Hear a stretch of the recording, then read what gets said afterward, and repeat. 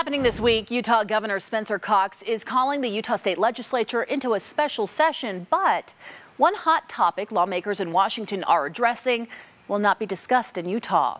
The governor declined to consider a ban on Utah schools discussing critical race theory. It focuses on racism being systematically built into American history and society. In a new opinion piece in the Deseret News, Utah Congressman Chris Stewart says critical race theory rewrites history and should not be taught in any of Utah's schools. But Democratic social activist Darlene McDonald says the full story of America is not being told.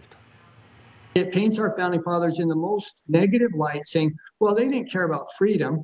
They didn't care about we, the people. All they cared about was slavery and a way to continue to have the practice of slavery. And it's just not true.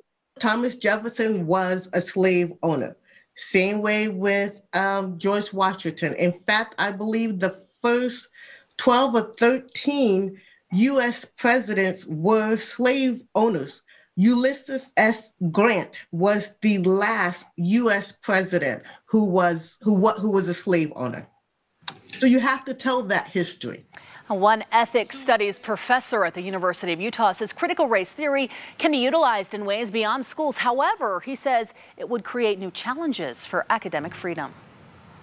I think the only way forward is to really sort of, grapple with these issues and really kind of come to a deeper understanding that's informed by facts. So there's no foregone conclusion, right? We can always kind of come to our own sort of judgments about what's the lesson here to be learned.